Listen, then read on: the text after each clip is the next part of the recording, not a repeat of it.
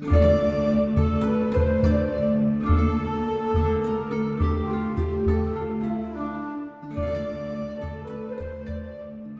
Story of Bensurdatu.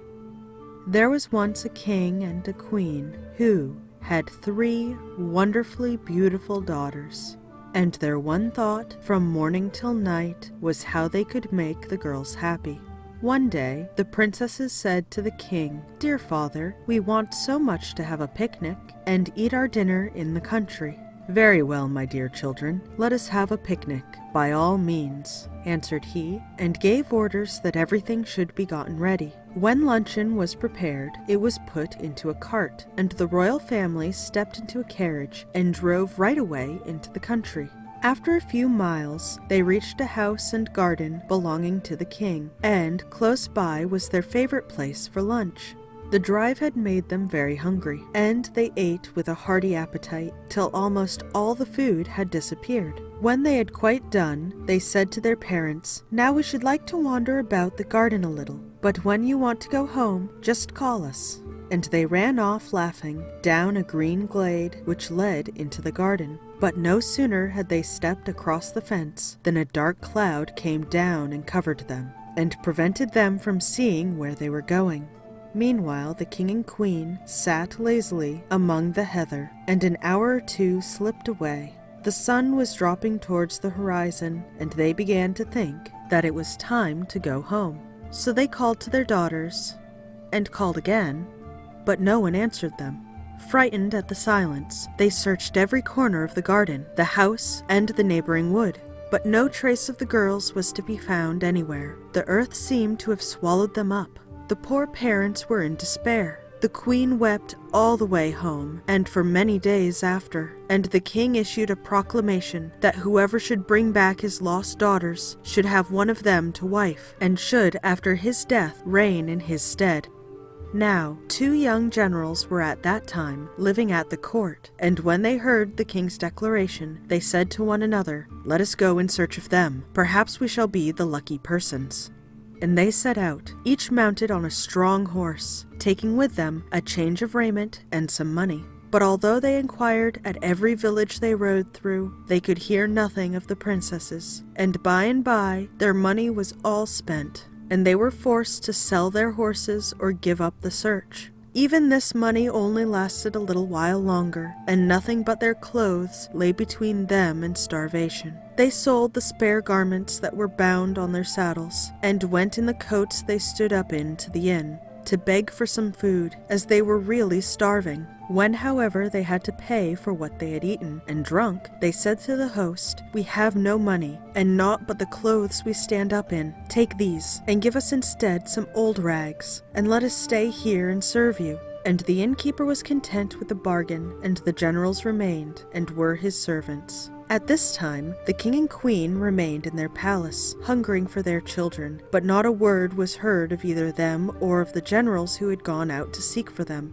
Now there was living in the palace a faithful servant of the king's, called Bensurdatu, who had served him for many years. And when Bensurdatu saw how grieved the king was, he lifted up his voice and said to him, "Your Majesty, let me go and seek out your daughters." "No, no, Bensurdatu," replied the king. 3 daughters have I lost, and 2 generals, and shall I lose you also?" But Bensurdatu said again, "Let me go now, your Majesty. Trust me, and I will bring you back your daughters." Then the king gave way, and Bensurdatu set forth, and rode on till he came to the inn, where he dismounted and asked for food. It was brought by the 2 generals, whom he knew at once in spite of their miserable clothes, and, much astonished, asked them how in the world they came there. They told him all their adventures, and he sent for the innkeeper and said to him, "Give them back their garments, and I will pay everything that they owe you." And the innkeeper did as he was bid. And when the 2 generals were dressed in their proper clothes, they declared that they would join Bensurdatu,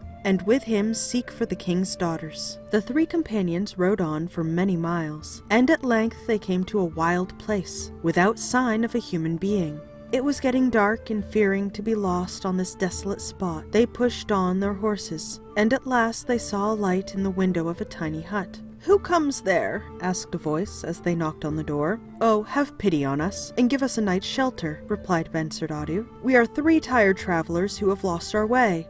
Then the door was opened by a very old woman, who stood back and beckoned them to enter. "Whence do you come, and whither do you go?" said she. "Ah, good woman, we have a heavy task before us," answered Bensurdatu. "We are bound to carry the king's daughters back to the palace." "Oh, unhappy creatures," cried she, "you know not what you are doing. The king's daughters were covered by a thick cloud, and no one knows where they may be now." "Oh, tell us if you know, my good woman," entreated Bensurdatu, "for with them lies all of our happiness." "Even if I were to tell you," answered she, "you could not rescue them. To do that, you would have to go to the very bottom of a deep, deep river, and although certainly you would find the king's daughters there, yet the 2 eldest are guarded by 2 giants, and the youngest is watched by a serpent with 7 heads. The 2 generals, who stood by listening, were filled with terror at her words, and wished to return immediately. But Bensurdatu stood firm, and said, "Now we have got so far, we must carry the thing through. Tell us where the river is, so that we may get there as soon as possible." And the old woman told them, and gave them some cheese, wine, and bread, so that they should not set forth starving. And when they had eaten and drunk, they laid themselves down to sleep. The sun had only just risen above the hills next morning before they all woke, and, taking leave of the wise woman who had helped them, they rode on till they came to the river. "I am the eldest," said one of the generals, "and it is my right to go down first." So the others fastened a cord around him, and gave him a little bell, and let him down into the water. But scarcely had the river closed above his head, when such a dreadful rushing sounds and peals of thunder came crashing around about him, that he lost all his courage, and rang his bell, if perchance it might be heard amidst all this clamor. Great was his relief when the rope began to slowly pull him upwards. Then the other general plunged in, and he fared no better than the first, and was soon on dry ground again. "Well, you are a brave pair," said Bensurdatu, as he tied the rope around his own waist. "Let us see what will happen to me." And when he heard the thunder and the clamor around about him, he thought to himself, "Oh, make as much noise as you like, it won't hurt me." When his feet touched the bottom, he found himself in a large, brilliantly lighted hall, and in the middle sat the eldest princess, and in front of her lay a huge giant, fast asleep. Directly she saw Bensurdatu, she nodded to him and asked with her eyes how he had come here. For answer he drew his sword, and was about to cut off the giant's head, when she stopped him quickly, and made signs to hide himself, as the giant was just beginning to wake. "I smell the flesh of a man," murmured he, stretching his great arms. "Why, how in the world could any man get down here?" replied she. "You had better go to sleep again." So he turned over and went to sleep. Then the princess signed to Bensurdatu, who drew his sword and cut off the giant's head with such a blow that it flew into the corner. And the heart of the princess leapt within her, and she placed a golden crown on the head of Bensurdatu, and called him her deliverer. "Now, show me where your sisters are," he said, "that I may free them also." The princess opened a door and led him into another hall, wherein sat her next sister, guarded by a giant who was fast asleep. When the second princess saw them, she made a sign to them to hide themselves, for the giant was showing symptoms of waking. "I smell man's flesh," murmured he sleepily. "Now, how could any man get down her?" asked she. "Go to sleep again." And as soon as he closed his eyes, Bensurdatu stole out from his corner and struck such a blow at his head that it flew far, far away. The princess could not find words to thank Bensurdatu for what he had done, and she too placed on his hand a golden crown. "Now, show me where your youngest sister is," said he, "that I may free her also." That I fear you will never be able to do," sighed they, "for she is in the power of a serpent with 7 heads." "Take me to him," replied Bensurdatu. "It will be a splendid fight." Then the princesses opened a door, and Bensurdatu passed through and found himself in a hall that was even larger than the other 2. And there stood the youngest sister, chained fast to the wall, and before her was stretched a serpent with 7 heads, horrible to see.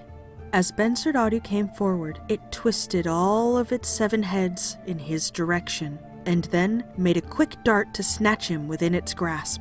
But Bensurdatu drew his sword and laid it about him till all 7 heads were rolling on the floor. Flinging down his sword, he rushed to the princess and broke her chains, and she wept for joy and embraced him, and took the golden crown off her head and placed it in his hand.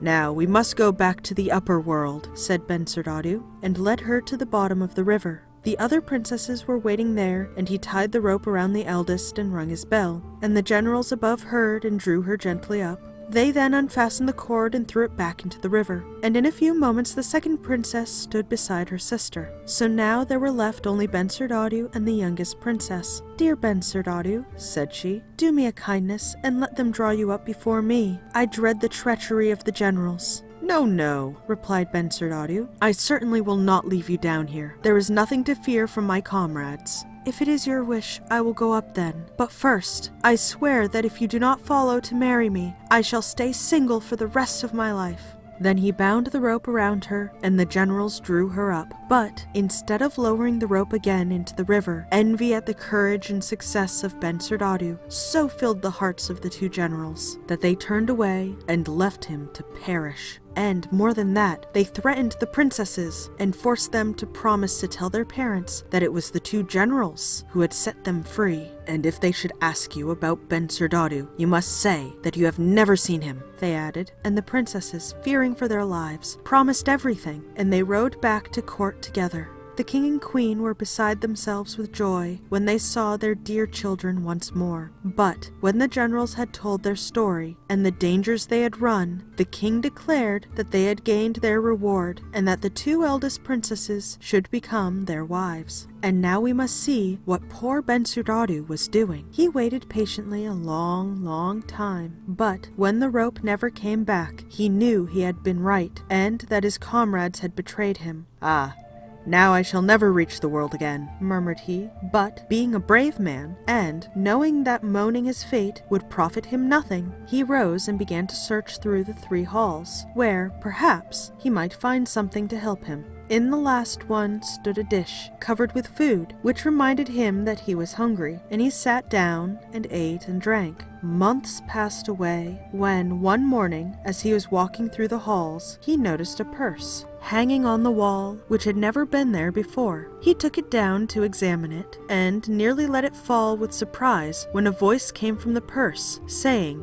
"What commands have you? Oh, take me out of this horrible place, and up onto the world again." And in a moment he was standing by the riverbank, with the purse tightly grasped in his hand. "Now, let me have the most beautiful ship that ever was built, all manned and ready for sea." And there was the ship, with a flag floating from its mast, on which were the words, "King with the 3 crowns." Then Bensurdatu climbed on board and sailed away to the city where the 3 princesses dwelt. And when he reached the harbor, he blew trumpets and beat drums, so that everyone ran to the doors and the windows. And the king heard too, and saw the beautiful vessel, and said to himself, "That must indeed be a mighty monarch, for he has 3 crowns, while I only have 1.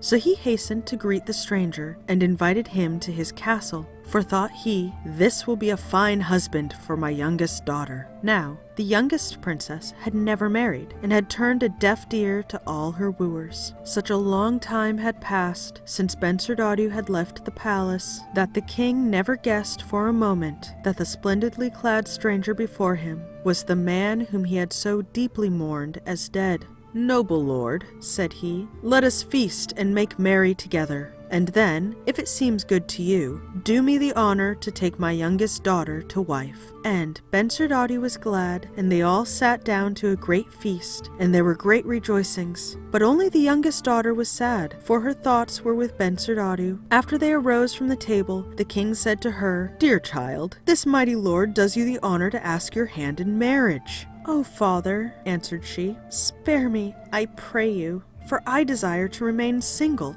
Then Bensurdatu turned to her and said, "And if I were Bensurdatu, would you give the same answer to me?" And as she stood silently gazing at him, he added, "Yes, I am Bensurdatu, and this is my story."